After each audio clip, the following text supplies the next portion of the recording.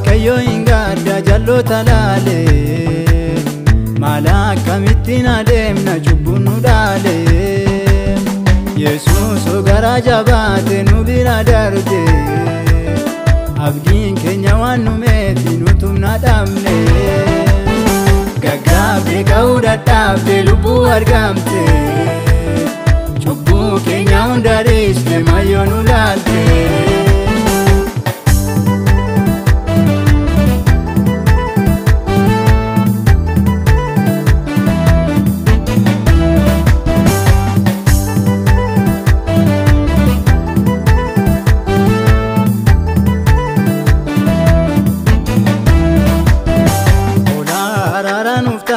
Diganu bitte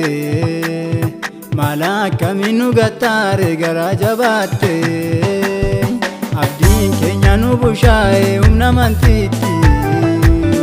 mataa jabaachuu keenyaaf ati nu dhiiste olaa araara nuuf taate diganu bitte mala akkamin nu gattaare gara jabaate abdiin keenya nu bushaa'e humna amantiitti mataa jabaachuu keenyaaf ati nu gaatte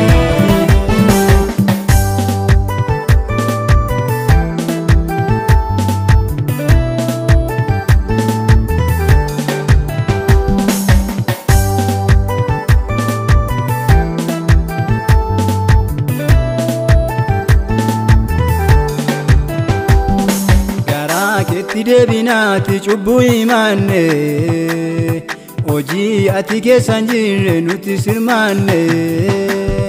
dhokaata cubbuu battaanne darbuu dadhabne ifaama siin gabanna mimma lolaasne garaa keetti deebinaati cubbuu himanne hojii ati keessan jirre nuti sirmaanne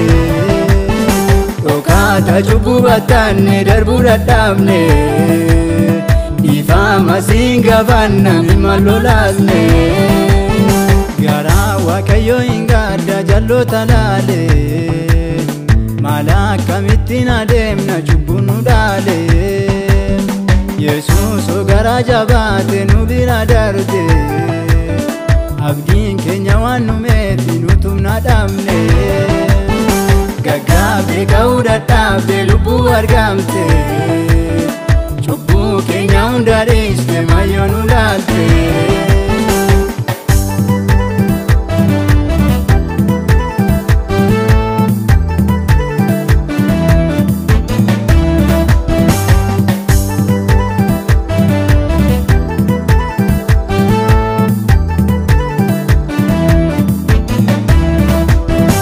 akka baranooyi keessa dheekkamsa fidde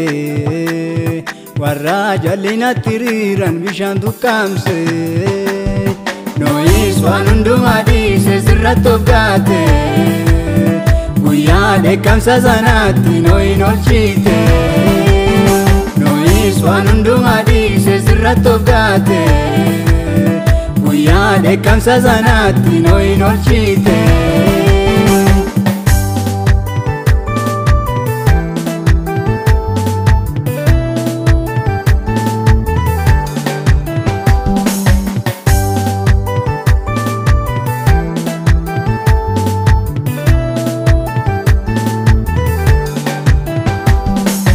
Kamsa kennuun fixiini maloo araara